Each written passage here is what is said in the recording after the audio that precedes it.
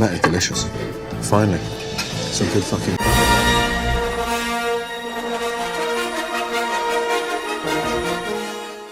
In the 12 and a bit years since Disney acquired Lucasfilm, the Mouse House has treated the Star Wars brand the same way Jim Belushi treats other human beings, which is to say, like shit. It's a common snarky one-liner to joke that no one hates Star Wars more than Star Wars fans, and it is true that Star Wars fans tend to bitch and nitpick about all things Star Wars. But when they're presented with a genuinely great story like Andor or Rogue One, Star Wars fans do respond with reverence and enthusiasm. Unfortunately, under Disney, that happens very rarely. Somehow Palpatine returned. Whenever Disney drops a new Star Wars show, there's usually a couple of things to love and a lot of flaws you have to overlook.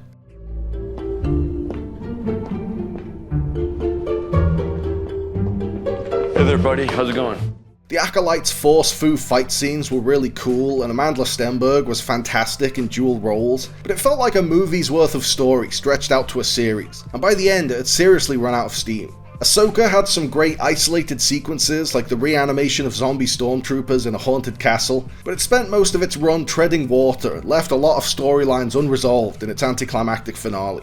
Obi-Wan Kenobi worked really well on the whole. Ewan McGregor gave his finest performance ever in the role. I loved Vivian Lyra Blair's young Leia and her friendship with Obi-Wan, and I thought Obi-Wan's final confrontation with Vader was a really powerful scene and felt like an essential missing piece from their established history. But the characters make a lot of distractingly stupid decisions along the way, and again it felt like a movie stretched to TV length. Disney has made misstep after misstep in its handling of the Star Wars franchise. They made a sequel trilogy without planning even a basic story outline ahead of time, despite the fact that story outlines had been provided to them by the maker himself, George Lucas. And after giving The Mandalorian and Grogu the perfect ending, they hastily reversed that ending in a bonus Mandalorian episode wedged into the middle of a totally different show. Every time Disney fucks up like this, it chips away at the audience's goodwill. Lucas built up decades worth of goodwill and turned Star Wars into one of the most valuable properties in entertainment. And in a few short years, Disney has dwindled that value to practically nothing.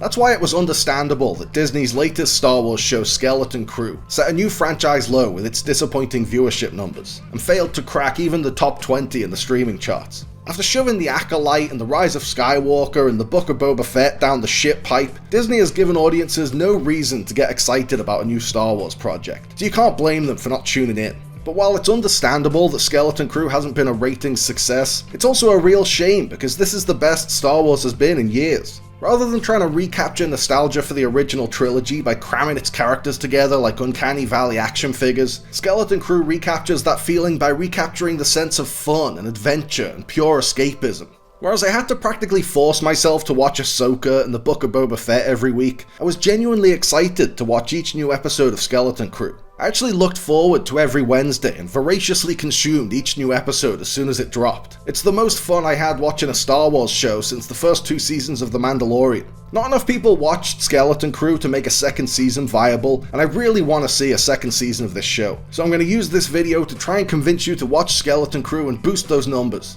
Pump those numbers up, those are rookie numbers in this racket. The premise, cooked up by Spider-Man director John Watts and his longtime creative partner Christopher Ford, is so simple yet so brilliant and so perfect for the Star Wars universe that it makes you wonder why no one thought of it before. It's essentially Star Wars Goonies. A bunch of kids living in the mundane suburbs of a galaxy far, far away get unwittingly whisked off on an incredible adventure through the cosmos. As much fun as it is to see Han Solo and Luke Skywalker on space adventures, it felt extra magical to experience those intergalactic antics through the eyes of children. It reminded me of what it felt like to watch Star Wars for the first time in the bygone days of my youth. It also adds an additional layer of tension and conflict. While Han and Luke are somewhat prepared to face danger, the Skeleton Crew kids are way out of their depth dealing with pirates and monsters. While insecure adults will point to some darker storylines from the Clone Wars as proof that Star Wars is for grown-ups, Star Wars has always been for kids, and I can't believe it took this long to make kids the protagonists.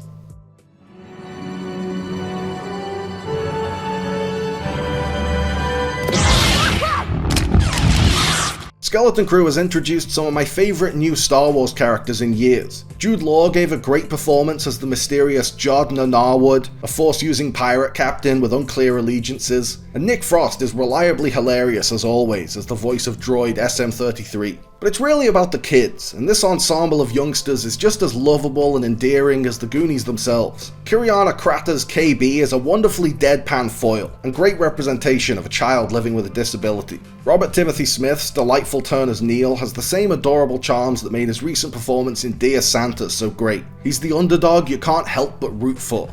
The heart of the series is Ravi Cabot-Conyers as Wim. He's the audience surrogate, the kid who dreams of leaving his boring suburban life behind and going on a wild adventure, then finds himself absolutely terrified when he actually does go on an adventure and faces real danger. Firestarter's Ryan Kira Armstrong provides a great counterpoint to Wim's relatable fears in the role of Fern. Even though she's just a little kid, Fern is a fearless badass who stands up to deadly droids and perilous pirates.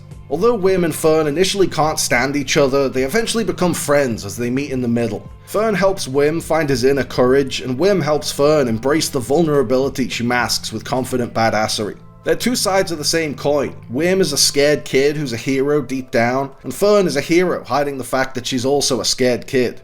Skeleton Crew didn't feel like a movie dragged out into a TV show. It harkens back to Saturday morning cartoons and the serials that inspired Star Wars in the first place. Each episode is a distinctive chapter of an ongoing story that takes us to exciting new locations, introduces us to cool new characters, and tells its own little standalone Adventure of the Week story while still filling in another piece of the larger puzzle. And unlike The Mandalorian Season 2, it doesn't let itself down by cramming an iconic legacy character into every other episode. It doesn't have any fan-servicey cameos. It lets its own story and characters speak for themselves, and they're strong enough to support the series on their own. I love these characters like they're my own children, and if I never get to see them again, I'm gonna go all Liam Neeson. So please, if you're on the fence about watching Skeleton Crew, give it a go. I understand if you're trepidatious about watching a new Star Wars show after being let down by The Acolyte and Ahsoka and Obi-Wan Kenobi and The Book of Boba Fett. But honestly, this series is so great that it was worth sitting through those other shows to eventually get this one.